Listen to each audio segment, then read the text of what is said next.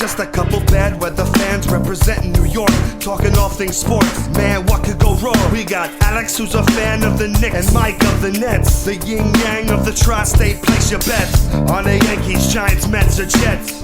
Yeah, you should listen if it's sparking your interest. If you made a vow to your team, don't break it. Bad weather fans is the relation.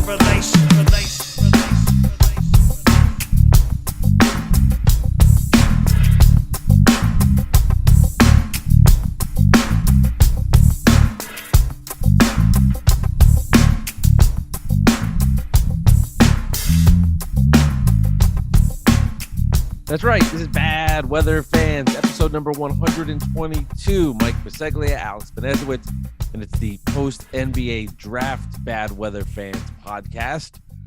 Quite the busy day for the Knicks during the draft. For the Nets, there was nothing going on, but there's rumors about the demise of the Nets, the end of the Nets, and the end of it all. I'm so happy that we're recording this hours later because I'm a little more level-headed, feeling a little bit better.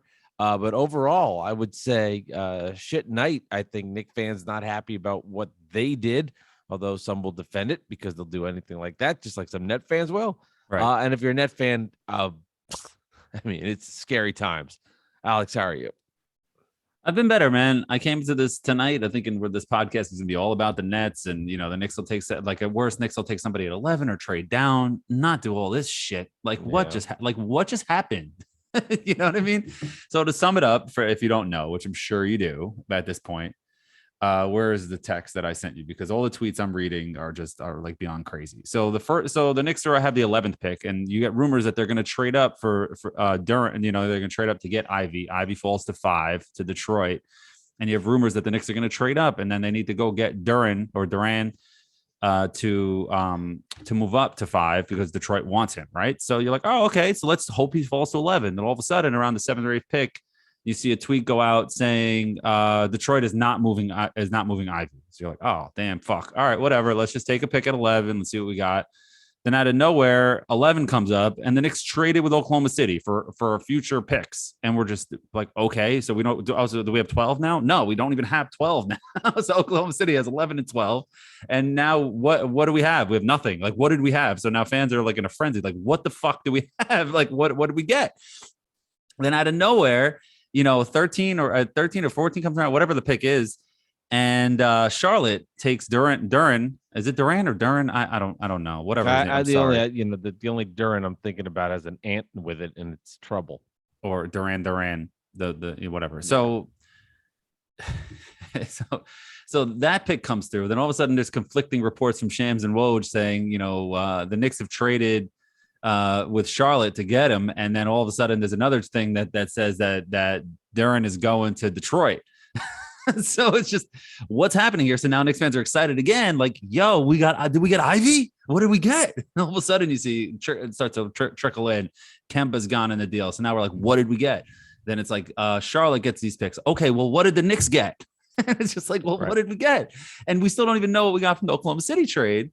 And then to sum it up, after that whole long-winded thing, after the wild roller coaster of what was the first round of this draft, the Knicks sent 11 to Oklahoma City, which is a French guy, which Knicks fans booed because, we have French PTSD with Frank Ntilikina, which, Mike said before the show. What do you hope, Mike? I hope this guy's a Hall of Famer and the Knicks get punished for making bad decisions, as Leon Rose is proving not to be great at his job. And I'm agreeing with you right now. So to sum it up, Knicks trade 11 to Oklahoma City for 3 conditional first round picks. So heavily protected. The one pick is protected 1 through 18.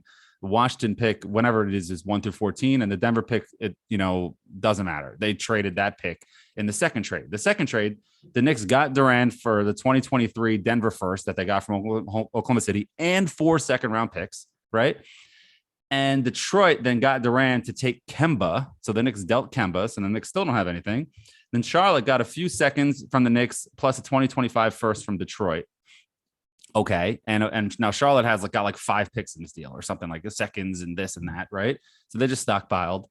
And then the Knicks end up with a 2025 first round pick, which is the Bucks first pick that they got for Jeremy Grant earlier today. So that pick's in 2025 when RJ Barrett's probably on the Lakers or the Heat by then. And it's just, what's going on here, man? Like what just happened?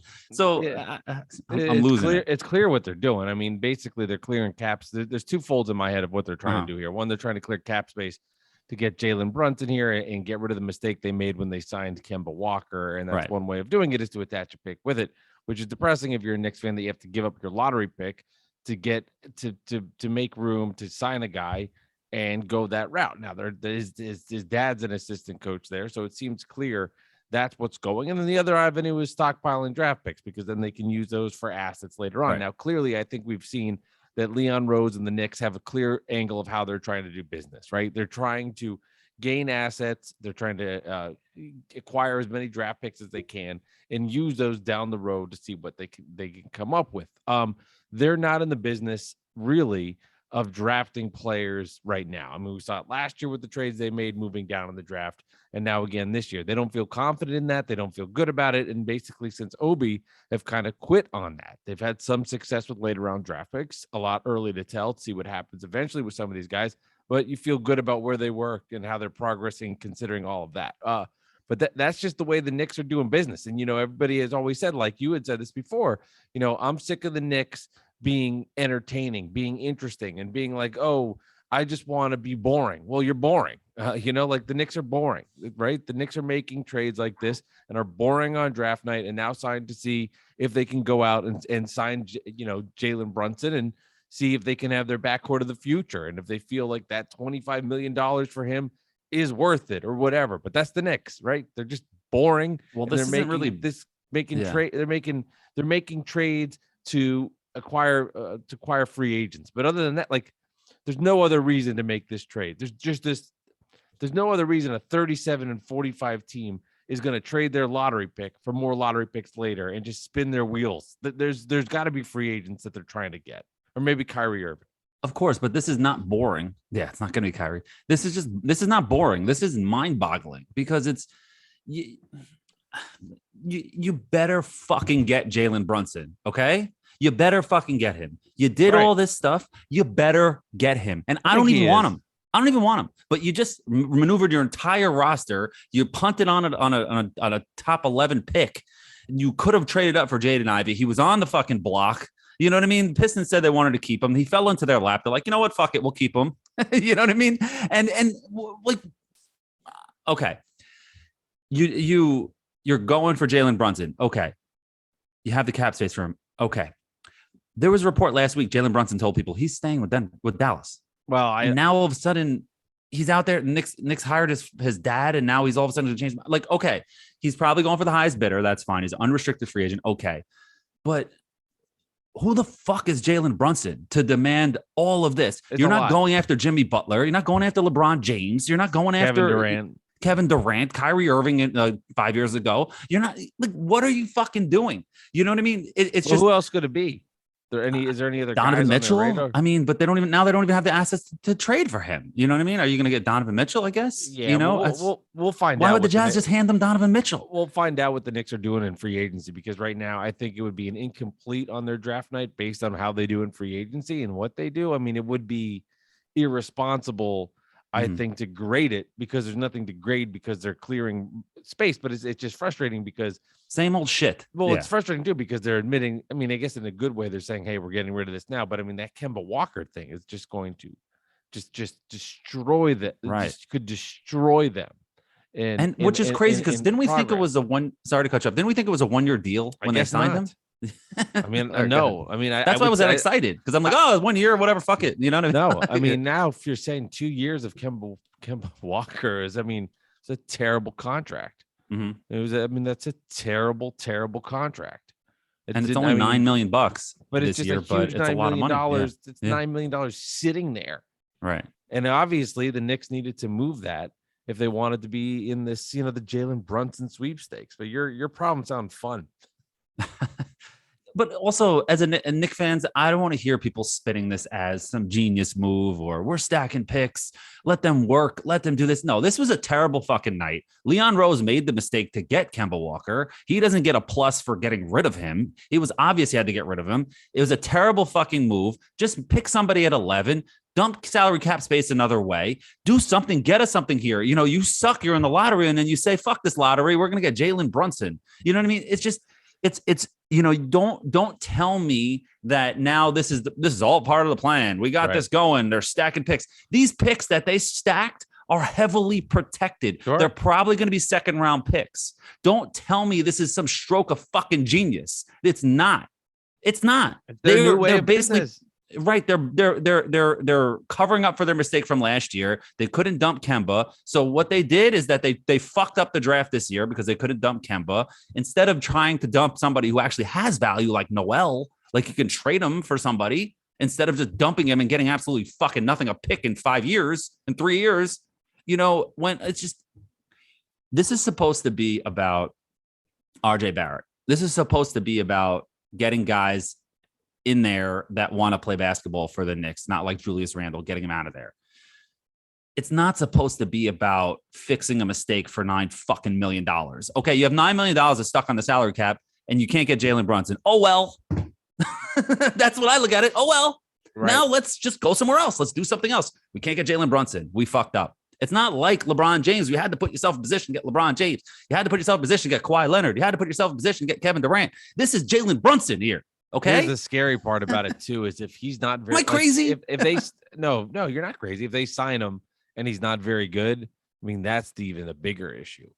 He was great for Dallas and he had a huge run with them. He's playing with Luka. They sign him here, and it just turns into one of those contracts where you're like, oh my God, this is on the books. I mean, they're in serious hell. Serious hell. But I mean, he was very good. I mean, he did come out of nowhere, and his stock. He's a nice player. He's nice. Yeah, right. Yeah, I mean, good. It turns into a nice backcourt. But again, what are you winning? No, nothing. But again, well, that's what's so frustrating about the Nets. But then if you're moving in that direction, like, that's it.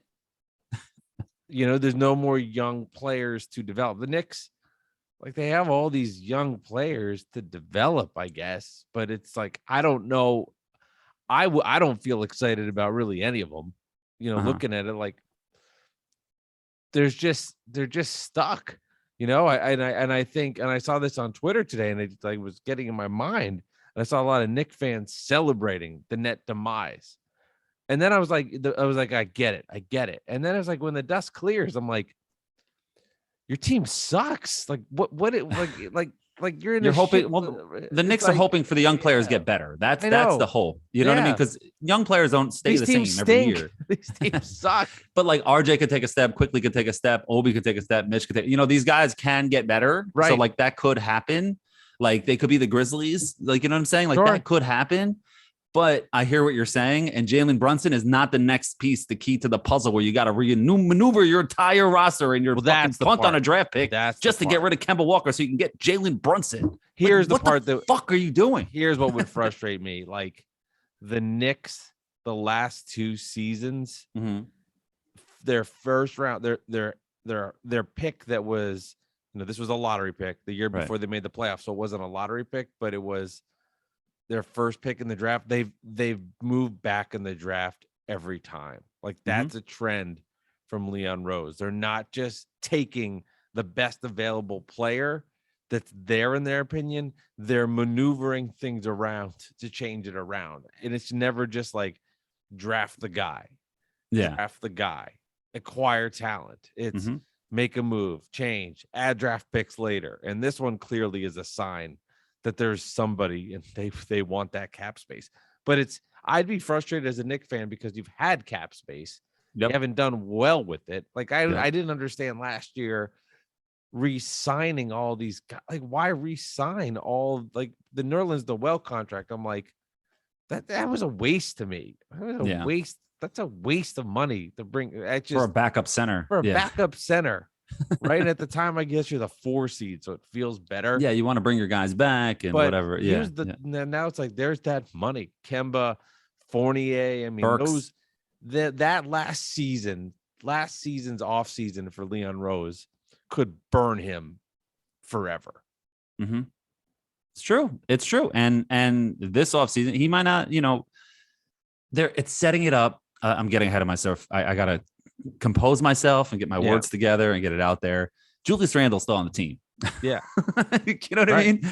Like, how is that possible? You know what I mean? You have Obi Toppin, who looks great the last month of the season. I know you can say he wasn't playing against the best talent. Teams aren't really going hard, but he looked good. And he looked good in spurts when he had a chance. Julius Randle's throwing laptops in assistant coaches' faces. He's getting fans kicked out of the arena. He's throwing a ball in disgust when they win. He's dapping up the other team when they lose.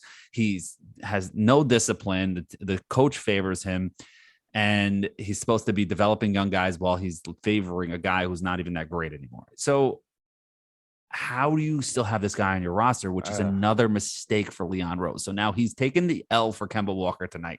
You think he's going to take the L for Julius Randle too? He can't trade him. He's an unmovable contract. Yeah. I mean, we said this, we broke this down a bunch, yeah. And that's why these trade things are funny to me. Like the Spurs, I saw someone with Spurs one, like, here's the package to get Murray, right? I was going, why would the Spurs want any of these players? John Collins. Like they want or like the Knicks, like some rumor, like Knicks fans putting together deals to get these guys. Right. I'm just going to say this. I'm going to be honest, but this is what happens. I do this as a Net fan too, and I think Net fans would tell you this. Other teams don't value Obi Toppin and Emmanuel Quickly the same way the Knicks fan does, and your hope of them getting better. There's a reason these deals aren't happening. There's not enough talent there to get stars back. Like, it goes from here. If you're watching on YouTube, it's low and it jumps up. And it's, if you're going to go to a jump up player, you are better off trading picks, where the Spurs, who feel like they're very good talent evaluators, say, we can get our hands on multiple first round draft picks. Let us do the picks. We don't need to take your guys that we don't think really will work out. And that's just the reality of it. And that's why I don't think like Julius Randle can get dealt, because nobody wants the headache. Nobody wants the years. Nobody wants the contract. They don't want to go through it. People aren't stupid. They've seen the laptop thing. They've seen the flip off the Knicks. It's 2022. We've seen it all. The teams are going to be like, we don't need to take this on. This is not going to become our problem. Sorry, we're not doing business. And I just don't think he's a dealable contract. I agree. But again, it all takes one team. It just takes one team to have an opening from a trade tonight. A million trades are made, and I thought Detroit might be an opening. Now they don't need him. They got Durant, and they're going hard for 8-2. So imagine Detroit can make that jump with Cade, Ivy, Durant, and then Ayton, and that's a pretty big jump for them. So if they can still afford Ayton, I don't know. Don't kill me, but it's just on top of all of that. Then there's other teams that are going to have availabilities for somebody like Julius Randle, where they're like, well, you know what? He was an all-star and a second all-NBA second teamer. He's been a good player for a couple of years. Maybe he just needs a new change of scenery again. You know what I mean? Maybe, so I don't think it's as like drastic of it's impossible to trade him. If they really wanted to trade him, I feel like they could find a place to trade him. I would be happy tonight if the Knicks did all of these things and traded Julius Randle and not Kemba Walker. Then I would be fucking ecstatic. All right, we got Kemba Walker, whatever, buy him out. Who cares? But it's just, now you're stuck with Julius Randle. You're going to get Jalen Brunson. Your starting lineup next year is going to be Jalen Brunson, RJ Barrett, Julius Randle, Mitchell Robinson, and whoever else. You know what I'm saying? Right. Obi Toppin, Quentin Grimes. Like, all right, so what the fuck? We're in 40 games. You know what I mean? What are we doing? What are we doing? I know you're hoping RJ Barrett takes a step, and I really do think he will. I think Quickly will too. I think Mitchell Robinson, if he can stay healthy. But it's just, I needed more, man. I need more. That's been your theme when we've done this for. I need more, man. I need more. Take a fucking swing, man. A real swing. Go for Ivy. If you wanted Ivy, go for him. If this was the alternative, trade the fucking picks in the future. That's what I said. The Knicks. Okay. I didn't want to do that. I didn't want to do that. But if this was the alternative, I would rather that. What I was saying to my point earlier in the night, he's like, it wasn't a boring night, but I'm just saying the Knicks are boring. Like, they're making boring deals. Yeah, they're making. There's no buzz around them. There's no buzz. There's no buzz. The Nets have buzz. Even with Jalen Brunson, that's not, people aren't gonna be like, oh shit, we got Jalen Brunson. Yeah. Let me buy season tickets right fucking now. No. Nobody's doing that. You tell me you get Donovan Mitchell it's about in 2 wins. weeks. It's about That's wins. a different conversation. I'll be very interested to see what the Knicks do in free agency. Yeah. And I think that will kind of put a pin in how they do in this draft, and then you can kind of make a decision on it. And you probably won't tell for a couple months if you see how Brunson plays, and they do. Like if he comes out and the team's failing, and you're like, we've wasted a lottery pick. We went this route instead. And Tibbs is still here. Yeah, and then you're just like, well, this didn't work out. This is a waste of a season. There's at least hope when you get a lottery pick, see what happens. Brunson's still young. It's not like that, but it's just the contracts are different. I mean, that's a lot of money. How did we get here? A lot of money. Man? That's how did we get here again? How did we get here again? I can't hear you complaining. How do we get here again? I'm sorry. I know you had a bad day too, and we'll get into that. I just don't understand how we got back here again with this shit. You know what I mean? We were just doing so great. And I wouldn't call it great. We had a good season. It was a good season. Yeah, you got to bounce in the first round. You're talking about last year. Yeah, no, the Knicks had a very good season. 2 years ago, they were good. 2 years ago, yeah, they were whatever good. it was. That was the year the Nets lost in the second round to the Bucks. Yes.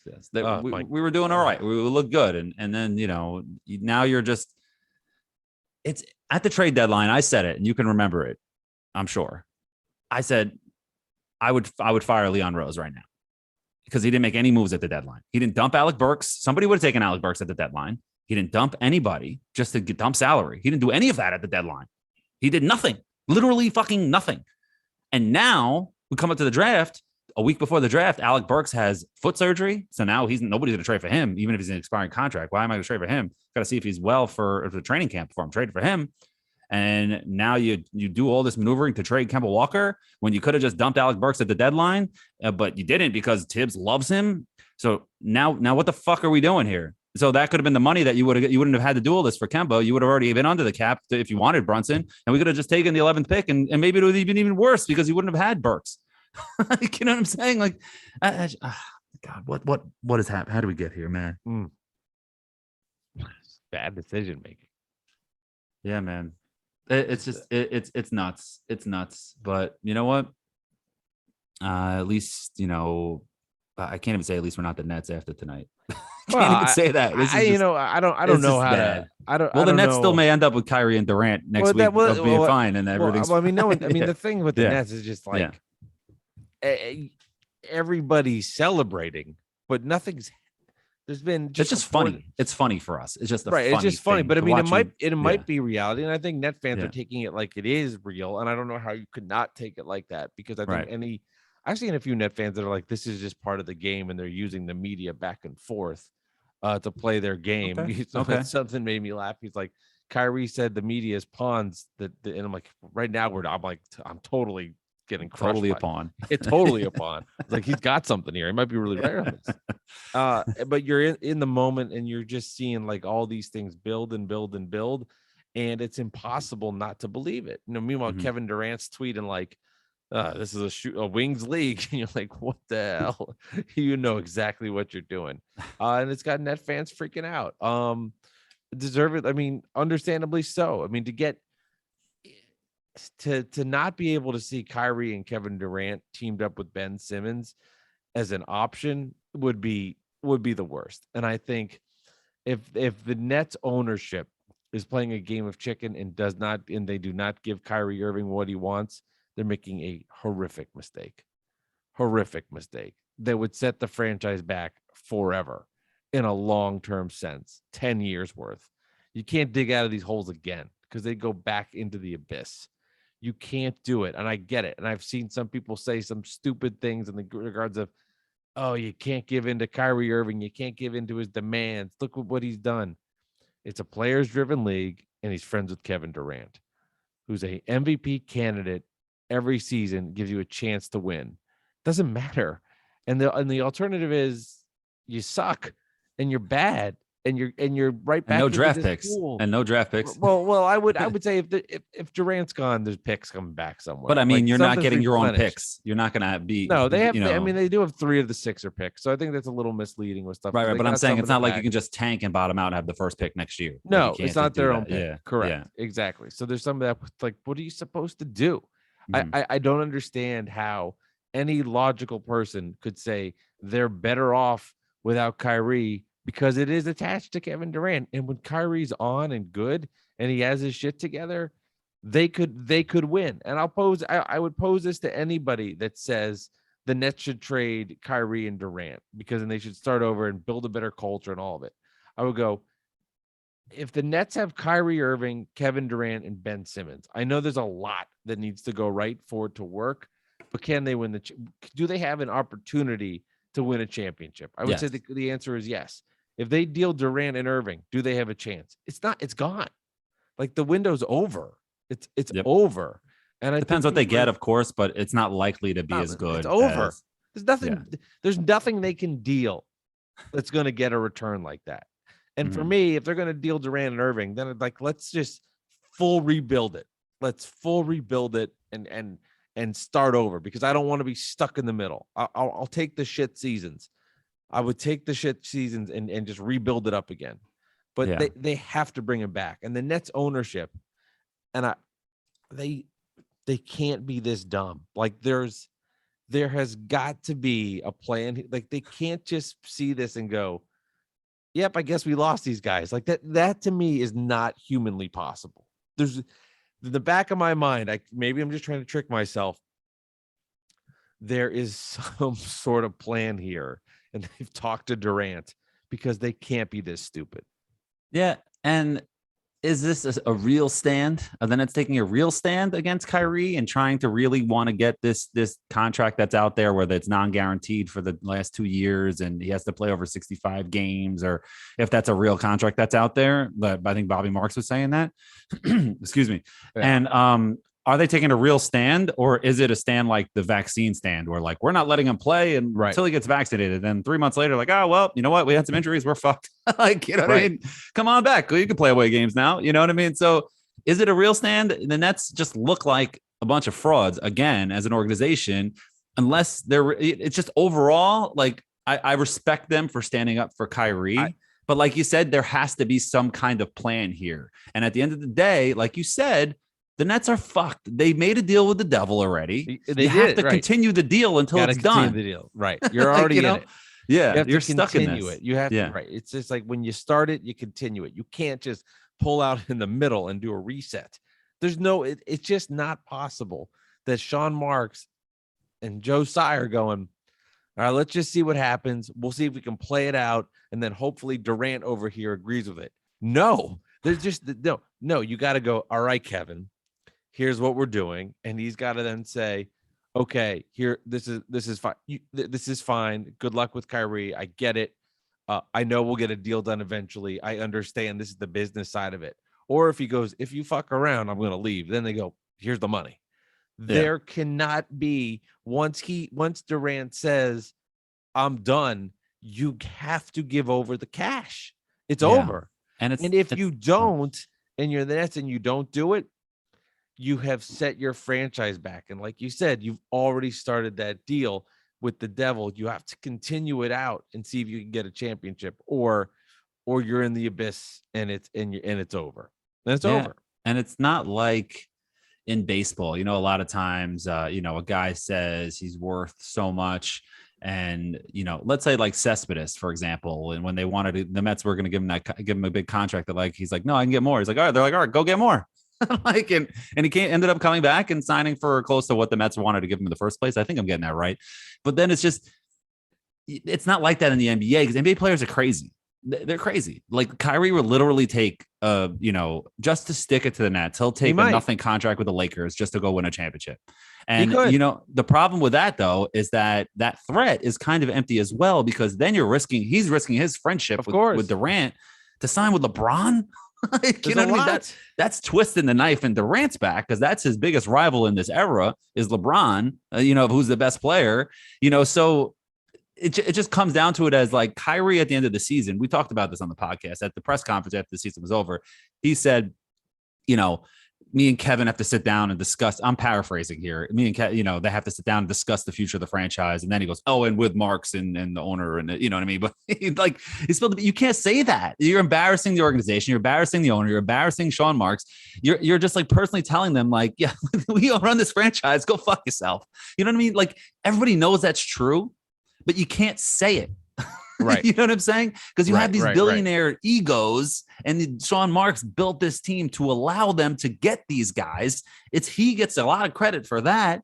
You can't just be like, yeah, fuck these guys. These suits. It's crazy. You know what I mean? It is. You can't do that, man. It is. That's why we're here. Sean Marks' success in rebuilding the Nets, who had no draft picks, to get them to a place where they found diamonds in the roughs. They built up the team. They drafted well through trades when they weren't their picks.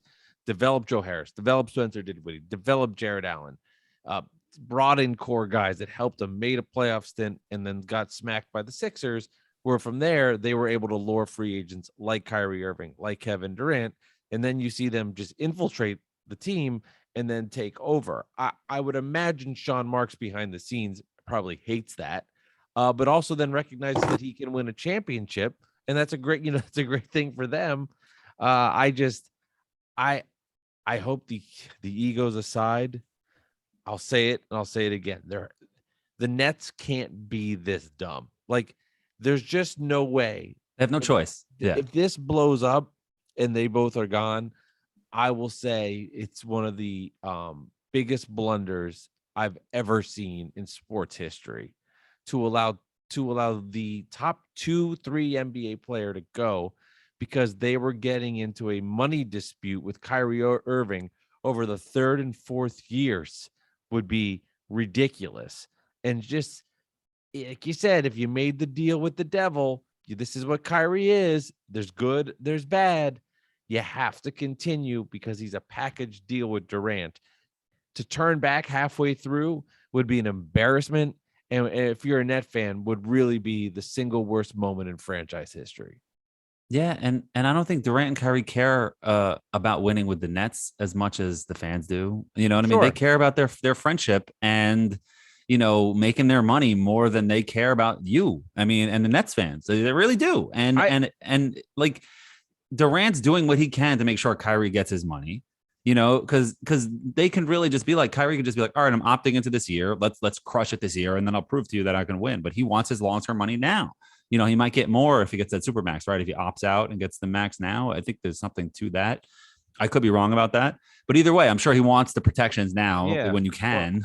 You know what I'm saying? So I think it's crazy. It's crazy situation. I love it, but it's crazy situation. Oh, I'm sure you do. As Knicks fans should love it. I mean, there's a lot of celebrating going on. Of course, this is a big deal for the Knicks fan. I understand that. It's a big deal for you. Well, it's an actual big deal for me. For a Knicks fan, it's more of just like, well, it's because of what happened and the shit talk and everything. It's not because of you personally. It's because of everybody overall. We've been down that road. The 10 fan thing. Someone tweeted it. It was like at Philly Knick fan who listens. And it's enough. Yeah. Like, Nets have fans. Or just the same jokes. It's just not funny anymore. It's like I made plenty of them in my day. You can't be celebrating this hard if there's only 10 people that care. Like, to me, if you're this excited over 10 people's misery, something's extreme there. Something's not adding up. Yes. I want to get back to what you said before. I do think that Durant, I can't speak as much about Irving, but I do think Durant definitely cares about winning for his own legacy. Especially with the Warriors winning. I don't know necessarily if the Nets are the vessel.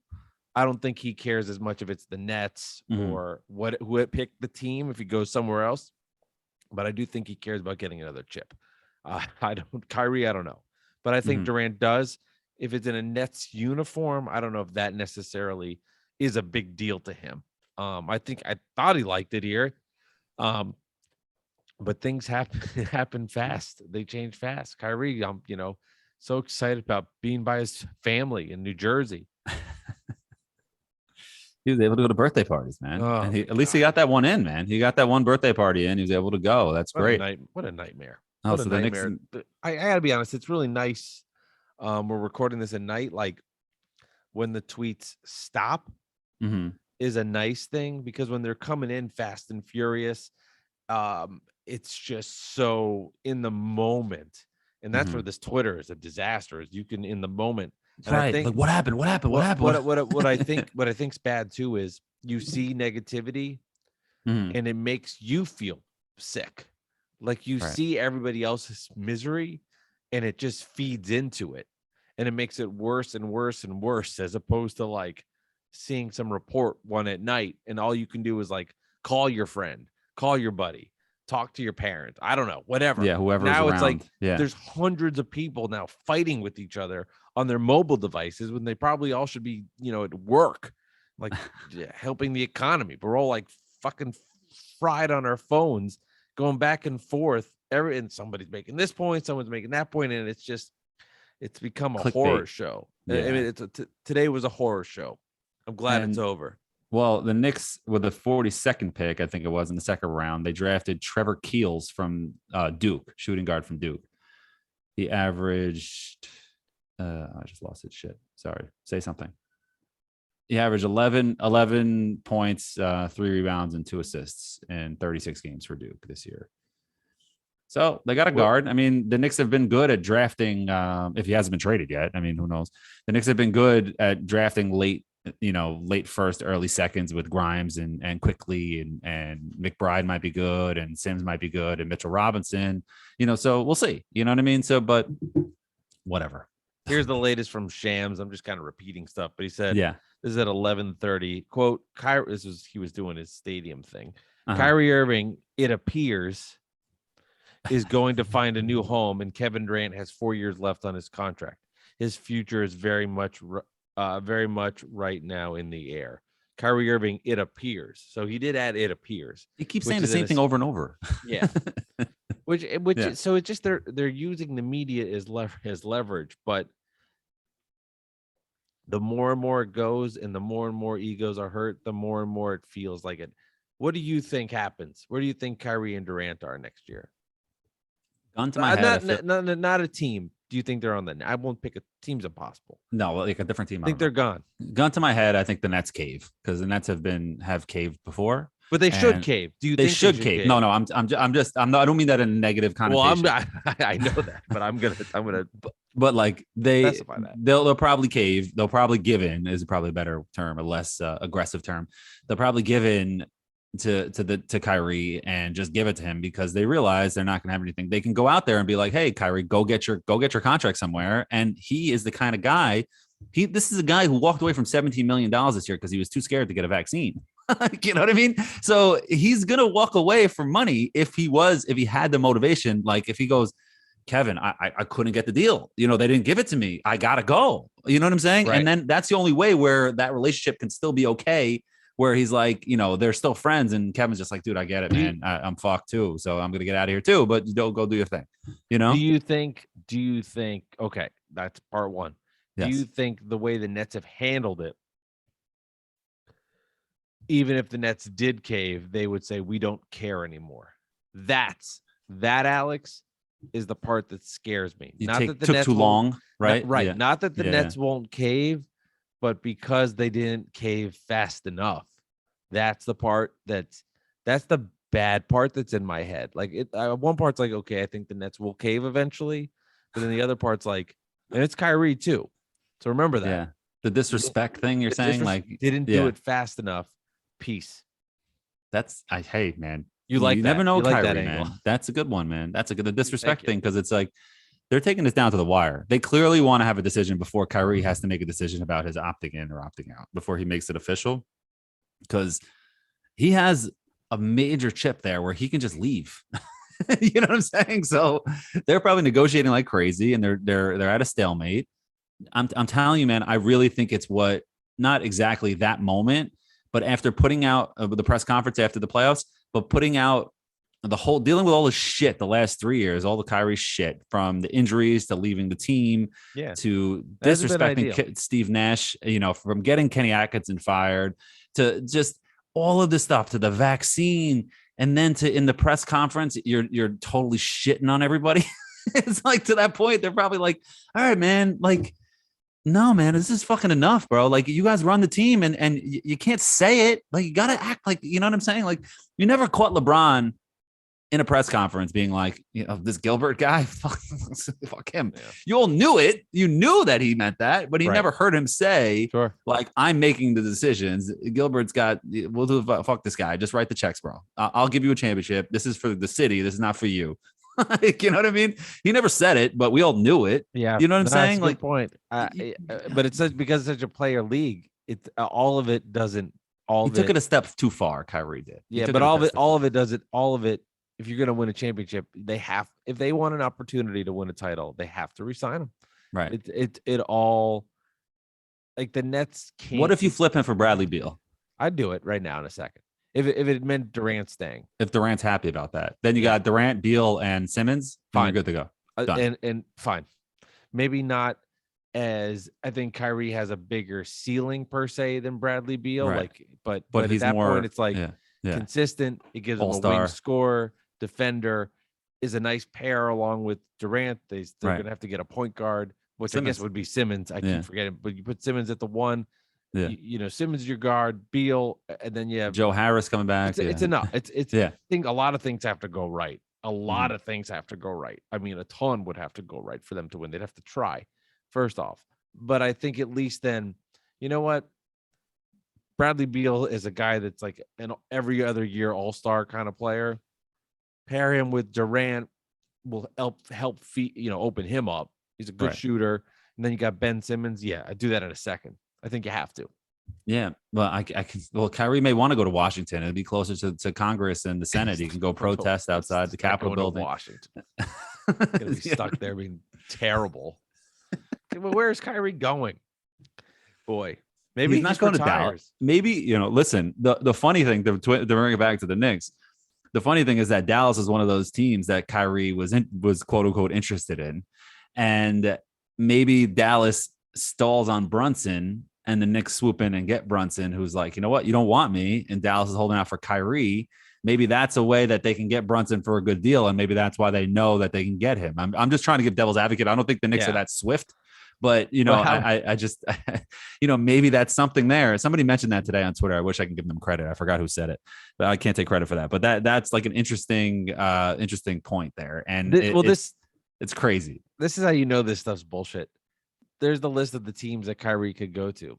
Mm-hmm. My favorite team on this list. My favorite team. Not the Knicks. No. My favorite team on the list is what?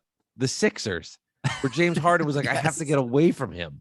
Yes. And now he's going back. I forgot about that. It doesn't make any sense. How is that even how is that's just the ultimate? He just put the ultimate fuck you teams to the Nets. The Knicks, the Lakers, and the Sixers are the ultimate fuck you teams to the Nets. Like, what? How he's going to Philly to be back with Harden?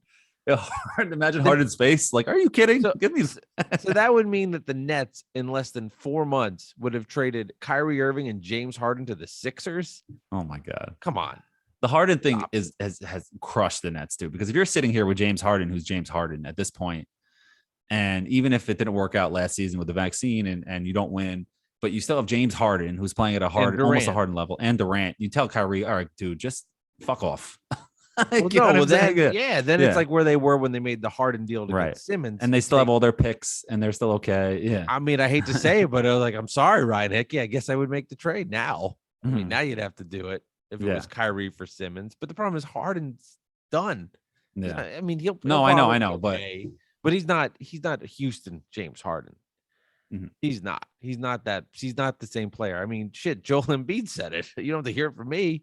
Take it from the guy that's one of the best players in the league. That's his teammate. He told you he wasn't the same player.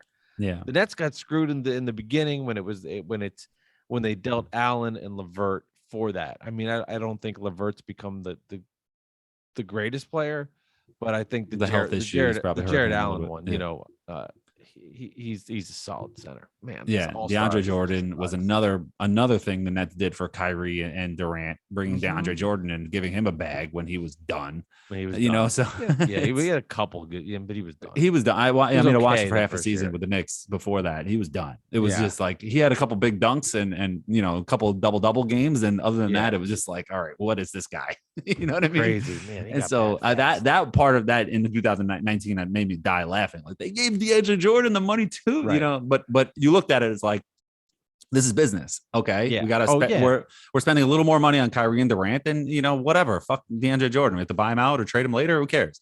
You know what I Right. mean? Well, Get these it's funny. guys on the contract. Yeah. Yeah, it's like what we're doing now, and I Mhm. believe in Kyrie if he played it would help the Nets. I don't think it's just automatically you sign him to get Durant, but it's funny how you have this idea of DeAndre eat up the contract because it means Kyrie and Durant. Now it's like okay, Kyrie got to eat up the contract because it means 4 more years of Kevin Durant.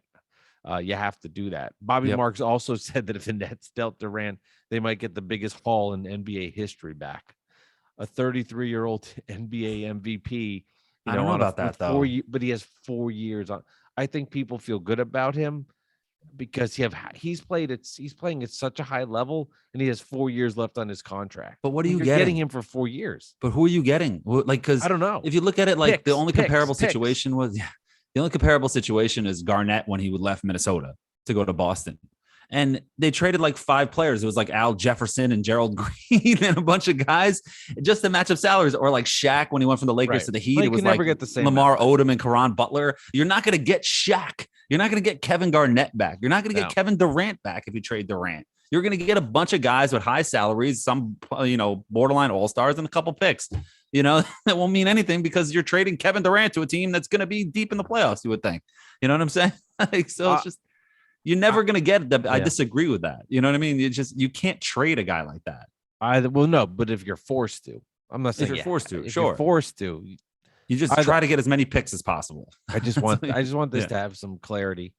I mean, I know which direction I want it to go in, but it would be nice just to have some answers, just to move on mentally and prepare and not have to play this, this game of every moment. What's next? Because eventually it's going to end. Eventually we're going to find out. And That's now why that song I played for you, the Dawson's Creek song on Twitter was so perfect. Yeah, it's with Sarah McLachlan.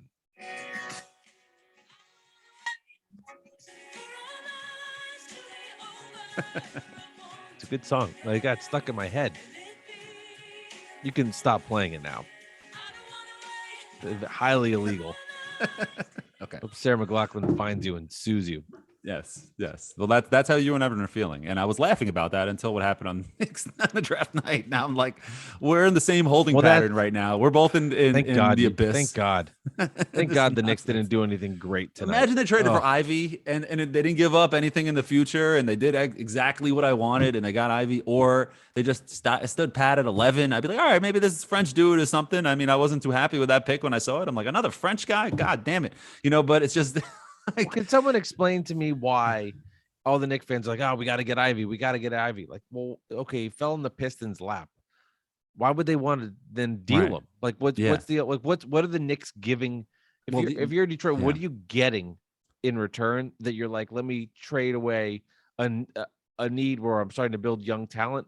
What's the advantage? Like, if I'm Detroit, why the fuck would I do that? Right. You could have your tandem, your backcourt, your Clay and good Steph luck. right now. Here we Cade go. And Ivy. They're both combo guards. Neither are a pure point guard. Right. And then you get, Duran, whatever his name is. And then you could get Ayton, like we said before. And now Detroit basketball is looking pretty good. You know why? That's what didn't make any sense to me that during the draft, when I explained it before, where it's like, well, Detroit's willing to trade Ivy if the Knicks can get Durant at 11. It's just like, well, why wouldn't they just trade down before? And what? It's weird. It was just kind of strange. But I was like, all right, well, maybe the Knicks have a package together with like some players and a future pick or something. And like, they're okay. As long as we get Durant, we're good to go. We don't want Cade and Ivy together. But now, look at this. But then also you look at Ivy on the other side of the coin, the devil's advocate there. If he's so great, why did he drop to 5? You know what I'm saying? Sure. Like, well, that's how the hype machine works. Yeah. Everybody falls in love with Ivy. And then, there's 4 guys that went ahead of him. Murray went before him too. Yeah. Right. Like you just start to fall in love with stuff because you see it enough and you see the highlights. And I mean, you see the comparisons to John Morant, and then your mind goes somewhere and you start thinking about like where this could be. And it's natural. It's only natural to go that way. It's only natural to think the best. And then it's natural. If you're watching the Nets, it's natural to think the worst and see all the things unraveling and see Ben Simmons is now your best player and all the shit. Oh, I'm just so over today.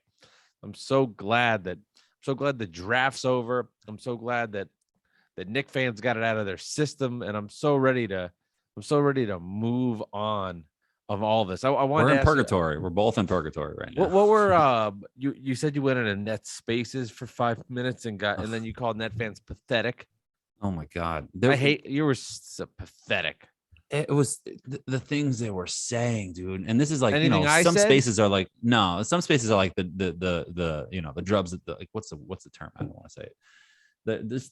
The bottom of the barrel kind of people, intelligence level sometimes of people that get into this stuff. And I mean that the Knicks fans, you have it too. I mean, just not everybody should be on a microphone speaking about sports. You know what I'm saying? So that's all I have to say. Whoa. And they were saying things of like, in a way of like, oh, it's not Kyrie's fault.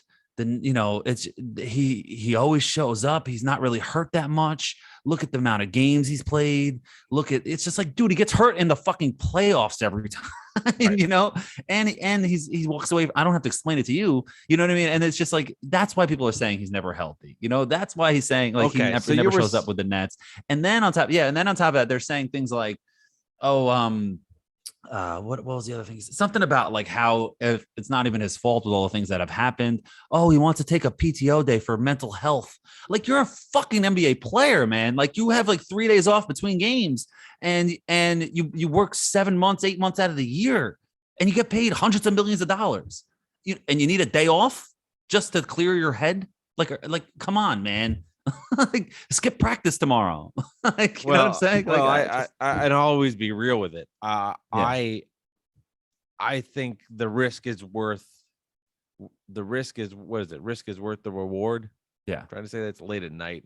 No, you're right. That's close enough. That's all whatever it is to me. Like, right. you have to Made take sense. the risk. You have to take the risk. Yes. The deal with the devil. You're there. You have to do it. Yes. Because the good there, I mean, the guy dropped 60 versus the Hornets in 33 minutes. Mm-hmm. He's capable, great player. The bad is that next year something might come up where he's going to miss 15 games because something happened but North that Korea. alternative is better than me going on Bad Weather Fans. Hey, this is Mike Biseglia and Alex Benesowitz, Bad Weather Fans, episode 187. Dayron Sharp looked good. He had some progress. Cam Thomas started tonight. Yeah. Should the Nets, Cam Thomas looks good. Do you think he made that jump? I don't want to have conversations about guys making jumps. Okay. That's for you to do. Name an old point guard from 5 years ago that you don't want to hear about anymore. Then you're gonna be talking about that again. What's an old Nets player? D'Lo now is almost not before. Ago. Like, I'm talking about like before that, when you're like getting excited about random dudes that were like scrubs. There was got to be somebody. Oh, I forgot. Sure, what's the name? Oh, Whitehead. Isaiah Whitehead. Yeah, it was like, that's the early Nets. Yeah, it was. But I'm just giving you a guy that was just like a nobody. You can't get this close and then be taken. You get the back. point. Yes, exactly. Yeah. What a mess. How Fuck. did we get here with both of us? How did we get here? God. We were truly bad weather fans. We cursed our teams by calling our podcast bad weather fans. We're doing well. First season, we're like, wow, this is okay. We got two good teams. We're doing okay. So much uncertainty. Oh God. The emergency pods are coming. Yeah. And now we're both sitting here like, fuck. Get me to next week. Get me to July 1st. Seriously, we got to get through this free agency stuff. And can people, newsflash, everybody, Woj and Shams are going to say the picks like every year. It's like, oh, I can't believe it. I get it on Twitter. How are you not realizing this by now? Yeah. They give you everything on your phone. If you don't want to see it, turn it off. I don't understand how people are surprised by this. That's true. This is a surprise. I was annoyed more like that he spoiled the draft at like before 9:00 this morning. Like, you get me to lunch, but then he was wrong because then the picks changed. But still, it's just like, because that's happened to me before. Like, I'll be, because me and my buddy Randall, we used to watch a draft every year together. Yeah. And I'm working in the city and he lives on Long Island. So I'm sitting here on the Long Island Railroad going to him to watch the draft. I think it was the Kevin Knox draft, and going there to watch a draft with him. And I'm browsing Twitter, and Woj spoils the first 8 picks. I'm like, dude, it's 6:00, man. Come on. Like, let me get to his house. Well, they changed. And then I got to put my phone away and watch it. Yeah. They don't allow that anymore. Yeah. Because now here's what's changed. You know why he doesn't do it anymore? Because nobody's going to watch it. Yeah. Because he works for ESPN. He worked for Yahoo. He didn't give a shit. He didn't give a shit then. Yeah. Now that's ESPN said, excuse me, you can't do that. Well, what I don't understand is makes the sense. NFL has that shit on lock and key. You might find out who the number one pick is because it's obvious, like Joe Burrow. Like, okay, of course he's the number one pick. Yeah. But you're not going to find out the first 5 picks, and you're not going to really find out the pick in an NFL draft until the commissioner is walking up to the podium. You know what I mean? It's not like an NBA pick where it's like we know the pick and they're like 3 picks ahead. I think football is so 3 picks ahead on Twitter. Yeah, if that's clear. Football's so different with the 7 rounds, and I know when you get later in the rounds, but then nobody each cares. Team needing like, it's not like in the NBA where teams typically in the NBA, and tell me if you disagree, will draft best available unless there's really a fit. You know, in the NFL, you're in the 2nd, 3rd round. You really go fit. So I think maybe it's just the way it works is probably a little different. You're looking at your phone like there's something you got to say. No, I'm just making sure I didn't miss anything. Oh God, I hope you didn't. I don't need I don't need the end of this podcast to have some disaster. No, somebody sent me a DM of Kendrick Perkins and Desmond Bain are going back and forth on Twitter. Bain. Because Desmond Bain likes Trevor Keels. He goes, me and Trevor Keels, they got similar games, and that's the guy the Knicks drafted. And Kendrick Perkins says, yeah, have you watched yourself lately? Stay humble, youngin. Oh my God, what a mess. This is just so stupid. Ugh. That's funny. Well, the new media. And now the jokes are going to come in on the Knicks, and tonight they're totally justified. So I'm just going to kind of avoid TV and radio tomorrow. You know, maybe I'll listen to Carton and Roberts. I love that, and morning show with Gio. But other than that, I'm going to try to avoid as much as possible. Once something pisses me off, I'm just going to shut it off. If they're not saying what I want to hear, I can't listen to yourself on loop.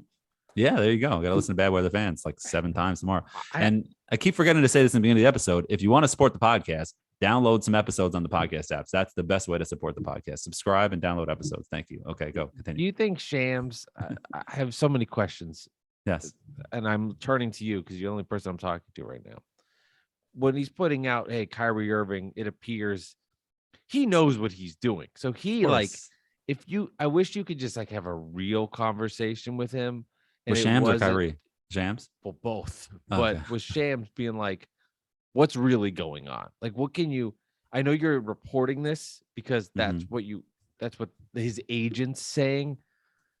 But like? I wish he could just go, but he can't burn the relationship. And he's going, all right, this is what the Kyrie's team telling me to say. The reason they're saying this is because they're trying to get more leverage in re-signing. But like, that's the kind of stuff. Why are you writing it like this? Why are you saying this? You know, he'll never do it. Well, he's doing it because his sources. They're telling him to write it that way. That's what I'm saying. I mean? But then also, I always have this fascination where when it comes to like Shams, Woj, or Schefter and Ian Rappaport, or even like Ken Rosenthal, so any of these guys that break stories for any sport, I want to know what's in their drafts on Twitter.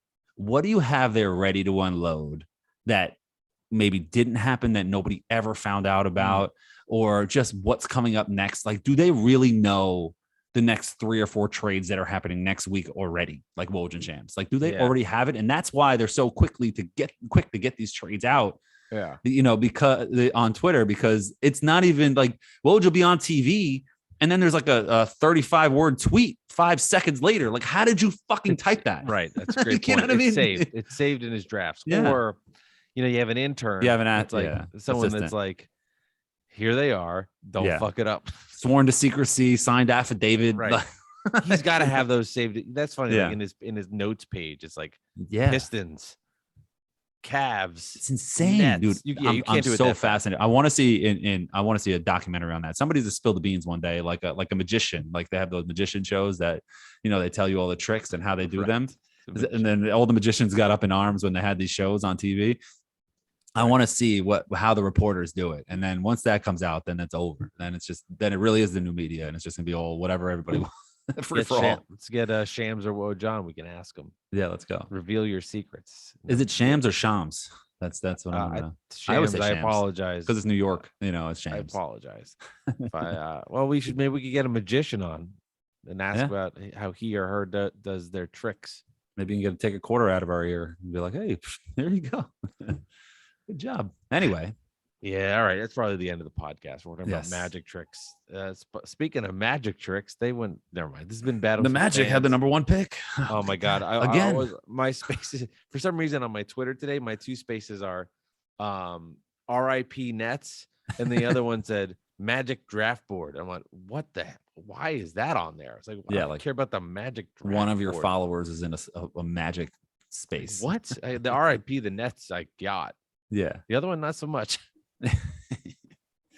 There are some weird shit, man. And spaces is a funny place. I get it. There are good spaces, you know what I mean? They're what's our guy's name? The therapy in sports. They're great. They're great. Fine. There's a couple of good spaces, but overall, some of these spaces are just like, dude. Well, the net spaces is toxic. I'll say it. I'll go on the record and say it. Yeah. It's toxic. Yeah. I mean, Yeah. it really is. So we got Trevor Keels. After all this tonight, Knicks get a guard from Duke. We have an NBA trade. Another one? Oh, Mhm. just happened? Indiana traded number 58 to the Bucks. Oh, shit. You always have to have one of those. I think Yeah. we've done draft shows. We should listen back. Actually, you know, it'd be really fun, Alex. And I'll recommend this to the listeners. Go back and listen to our previous draft shows. We've The done one with three. Obi Toppin. I was over the We've done moon. three. Huh? We've done 3 draft shows now. Yeah. Yeah. I'd be scared to listen to that. That might be terrifying audio. Yeah. No, it would be. Just Yeah, hearing like how I'm looking things at have changed. Oh my the god! Knicks PR posted the trades in this Don't- one like please don't say them professional again. document. Please don't say them again. I beg of you. The free future conditional things. It's such. And then there's like 3 stars on the like there's different like points like this can happen if this happens and this could happen if this happens and this go to @Knicks PR. Every reporter just copies and pastes what they say anyway. That So guy just was- go to Knicks PR and just follow them. You don't have to follow any reporter. That guy was So, not you know. happy building that. He's like, can't you just have drafted 2 dudes and I can Right. leave it at that? And have my Dolan night must done? be fuming right now because he's got to deal with the shit tomorrow all over the news. Can you believe the Knicks did this? And they'll be totally justified. You know what I mean? Yeah. There's not a lot of times lately where they're justified to trash the Knicks, but right now you're doing all this for Jalen Brunson, like all of this for Jalen Brunson. You know what I mean? I know I didn't really want Fred VanVleet a few years ago, but you just had to sign him. Like, you know what I mean? They You had didn't to give up a maneuver lottery pick. Right. And if they would have signed them, I probably wouldn't have been too happy about it, but I've been like, okay, you're just signing the guy, whatever. This is like, this is something we've never seen for a guy like Jalen Brunson. Yeah, to move your lottery pick for a guy that has potential To It's a dump high $9 million price. Oof, it's a when you lot. didn't Scary. dump Alec Burks at the deadline, when you would have that money now. And, Alec Burks now has foot surgery. You can't get rid of him. And that's just like, what? This might be the last year for this whole regime. And it took a nosedive really fast. You know what I mean? Really fast. Tibbs and Leon Rose may be gone at the end of the season, maybe mid-year. Dolan likes to fire guys in the middle of the season. He did it with the Rangers. He did it with the Knicks with Leon Rose, and then Phil Jackson also too came in the middle of the year. It could get ugly fast. I think get you're late getting early. Kyrie. You're getting Kyrie. Yeah. Oh my And god. yeah, listen, any Knicks fan that wants Kyrie or thinks that they're going to get Kyrie or they're excited about getting Kyrie or they're just not paying attention. It's not happening. Number one. Number two, we don't want fucking Kyrie. You know what I mean? Like, I don't want to deal with that shit. With Julius Randle, we got to deal with Kyrie now. Are you crazy? Man. What are we winning with Kyrie? Like, what are we winning with Jalen Brunson? Let alone win with Kyrie. Get the fuck out of here, man. Anyway, Bad Weather Fans, episode Yes. 122, our post-draft extravaganza. Knicks making some interesting moves. The Nets, nothing, but we know they deferred their pick, by the way, to Philly, or the Philly pick to next season, Which was smart. Which was smart, which was a good move. And they can still use that pick as an asset somewhere down the line, but right. Worst comes to Quiet- worst, it's the same pick next year. You know what I mean? Like, yeah, it won't be too far. It's Yeah. gonna right. I think it's obviously that goes without saying. Yeah. A good decision by the Nets, but Right. we'll see what happens. We'll keep you alert here on Bad Weather Fans. Of course, if anything big happens, we will be talking about it. And there's gonna be an episode here that's just gonna be there's gonna be an all timer coming up. Well, I don't know when. I Either don't know. way. I don't know when. I don't know where. I don't know which my background will be, where I'll be located. I know where you'll be in front of New York City. But yeah, I mean, either way, there could be an episode where we're both pissed. like tonight. You know what I mean? It could be something. Oh, God. Or maybe let's be positive. Let's be good weather fans. Maybe there's gonna be Yeah. an episode where we're both excited. You know what I mean? Yeah. Like the Knicks trade for Donovan Mitchell and the Nets keep Kyrie and then And the Nets do nothing. Like, but keep their guys. Yeah. oh man. Well, that's been bad weather fans where our team sucks. Episode 122, Alex. Hopefully 123 is a little brighter. All right. And also the Mets got swept this week too. By the Astros. So like Yankees another winning. bad shit. Yeah. Anyway. All right. Whatever. What Let's a, end what it. a mess. All right, bad weather fans, episode 122. We'll talk to y'all later.